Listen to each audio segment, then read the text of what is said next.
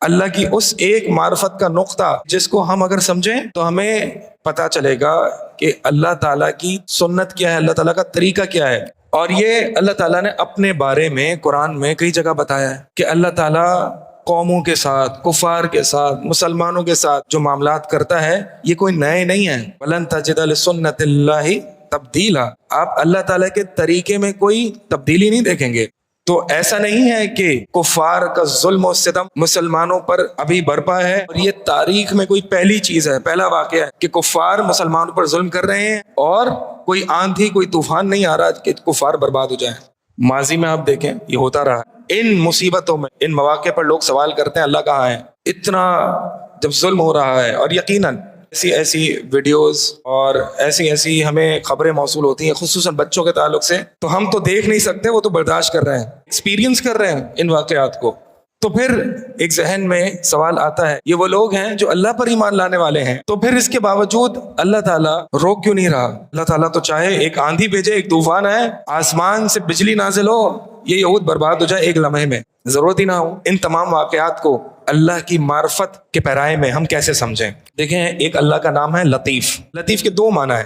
ایک وہ ذات جو خبروں کو باریک بینی سے جاننے والا ہے، جو آپ کے اور میرے ذہن میں خیالات، سوالات، سوچ آتی ہے، اللہ تعالیٰ اس کو بھی جانتا ہے۔ بلکہ لقمان علیہ السلام اپنے بیٹے کو جب وصیت کرتے ہیں تو کہتے ہیں، اے بیٹے، اگر رائے کے دانے کے برابر بھی کوئی عمل ہوگا، کوئی گناہ ہوگا، کوئی نیکی ہوگی، اور وہ ایک چٹان میں آسمان اور زمین میں کہیں بھی ہو، آسمان اور زمین کتنا بڑا ہے، اللہ تعالیٰ اسے لے آئے گا۔ تو اللہ کو بے خبر نہ سمجھو، اللہ تعالیٰ ہر چیز کو جانتا ہے اور خوب واقف ہے۔ خبیر کہتے ہیں کہ جس کے پاس تجربہ، خبرہ، بہت علم ہو، ماہر ہو، سب کچھ ہو رہا ہے، اللہ کو پتہ ہے۔ یہ نہ سمجھنا کہ اللہ تعالیٰ ان ظالموں کے ظلم سے غافل ہو گیا ہے۔ اللہ تو مؤخر کرتا ہے اس دن کے لیے کہ جس دن آنکھیں کھلی کے کھلی رہ جائیں گی، اس دن جزا اور سزا کا فیصلہ ہوگا۔ ایک معنی لطیف کا یہ ہے۔ دوسرا معنی جو ہے جس کی طرف میں آپ کی زیادہ توجہ دلانا چاہوں گا، اور وہ یہ ہے کہ اللہ تعالیٰ لطیف ہے۔ اس کا مطلب یہ ہے کہ اللہ تعالیٰ مخفی انداز سے اپنے بندوں کو خیر پہنچانے والا ہے۔ انسان کو پتہ نہیں ہوتا کہ اس کے پاس خیر کہاں سے آ رہی ہے۔ اللہ تعالیٰ کے عجیب طریقے ہیں بندوں کو خیر پہنچانے کے۔ میں اور آپ تو کیا سوچتے ہیں؟ مسلمانوں پر ظلم ہو رہا ہے، بس کوئی آندھی طوفان آ جائے، یہود برباد ہو جائے، ایسے ہی سوچتے ہیں نا۔ ہماری سوچ بالکل سمپل اور اسٹریٹ فارورڈ ہوتی ہے۔ کیوں؟